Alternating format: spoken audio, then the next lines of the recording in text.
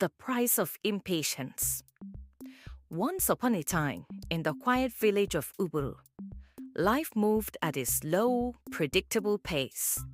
The mornings were filled with the sound of roosters crowing, and the evenings brought the smell of roasted yam. For most, this rhythm was comforting, but for Kelechi, it was stifling.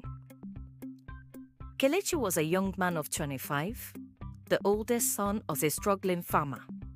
Every morning, he helped his father till the soil, plant seeds, and harvest crops. Despite their hard work, their earnings barely covered basic needs. Kelechi often sat by the riverbank, staring into the distance and dreaming of a life beyond the endless toil.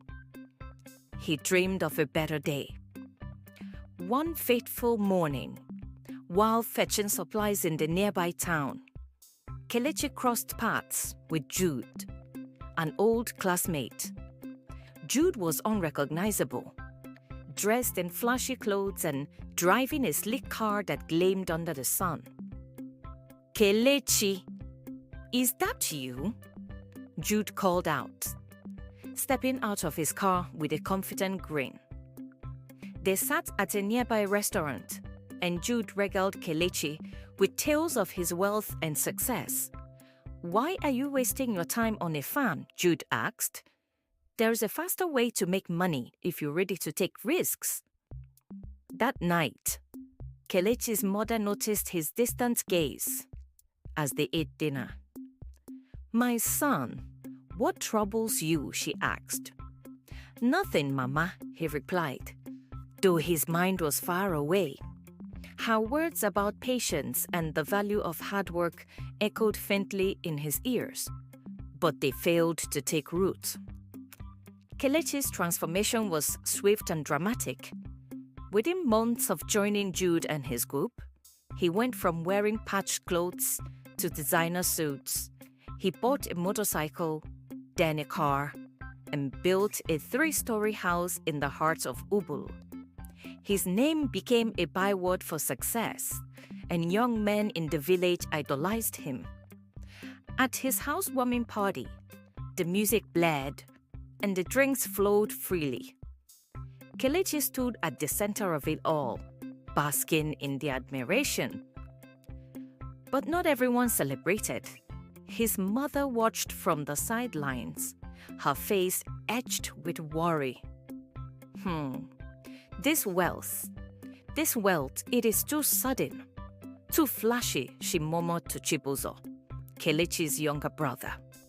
"Mama, Kelechi is a big man now," Chibuzo replied, but even he could not ignore the whispers about the dubious origins of his brother's fortune.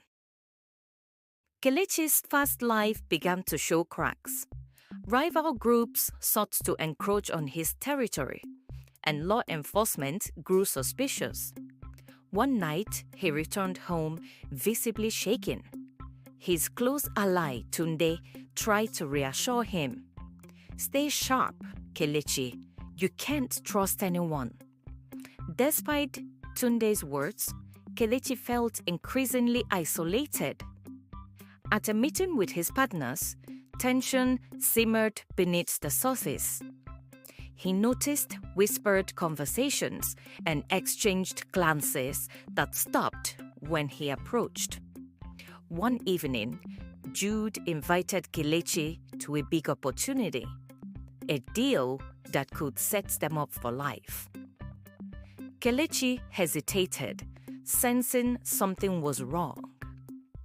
But his fear of appearing weak pushed him forward.